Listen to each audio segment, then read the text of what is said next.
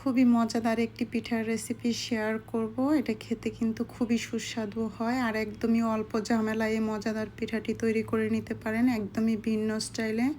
আমার রেসিপিটা ফলো করে আর রেসিপিগুলি যদি ভালো লাগে আমার চ্যানেলটা সাবস্ক্রাইব করবেন এবং পাশে থাকবেন। কাঁঠালের রস নিয়েছি, পিঠাটা আমি কাঁঠালের রস দিয়ে তৈরি করব। চালের গুঁড়া, ময়দা নিয়েছি একটু বেকিং পাউডার আর নিব পরিমাণ মতো চিনি।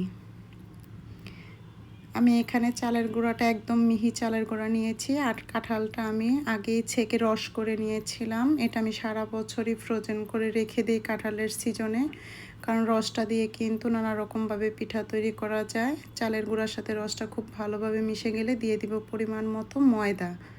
যে যতটুকু তৈরি করবেন পরিমাণটা আসলে নিজের মতো একটু দিয়ে নিতে হয়। আমি ময়দাটা খুব ভালো করে দিয়ে ভালো করে মিশিয়ে নিব, তারপর দিয়ে দিব পরিমাণ মতো চিনি। তবে এই পিঠাটা কিন্তু একটু মিষ্টি হলেই খেতে ভালো লাগে বেশি, তাই আমি চিনির পরিমাণটা একটু বেশি ব্যবহার করেছি। চিনিটা দিয়ে খুব ভালো করে একটা ডো তৈরি করে নিতে হবে। তারপর দিয়ে দিব বেকিং পাউডার। বেকিং পাউডারটা আপনার ইচ্ছা, তবে দিলে ভালো হয়। আর থিকনেসটা ঠিক করার জন্য দিয়ে দিব একটু পানি। পানিটা দিয়ে আমি খুব ভালো করে উপকরণগুলো একসাথে মিশিয়ে নিব, যাতে উপকরণগুলো খুব ভালোভাবে মিশে যায়।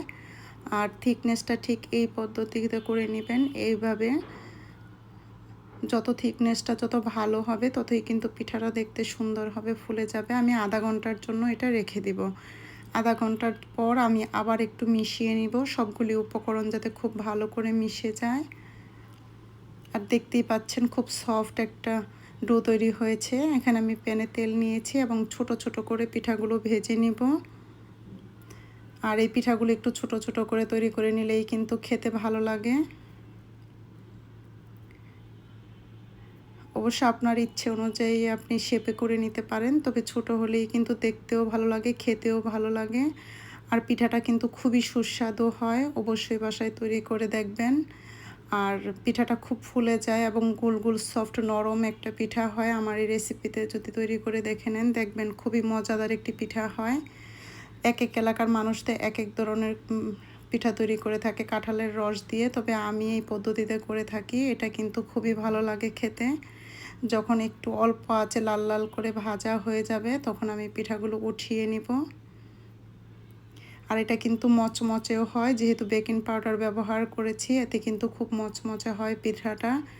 আর সবচেয়ে বড় কথা, এই পিঠাটা কিন্তু আপনি ফ্রিজে রাখা ছাড়াই বা নর্মালি আপনি 3-4 দিনও থেকে যায়, নষ্ট হওয়ার কোনো সম্ভাবনা থাকে না। আর খুব অল্প সময়ে কিন্তু মজাদার পিঠাটা তৈরি হয়ে গেল, এই কাঁঠালের রসের পিঠা।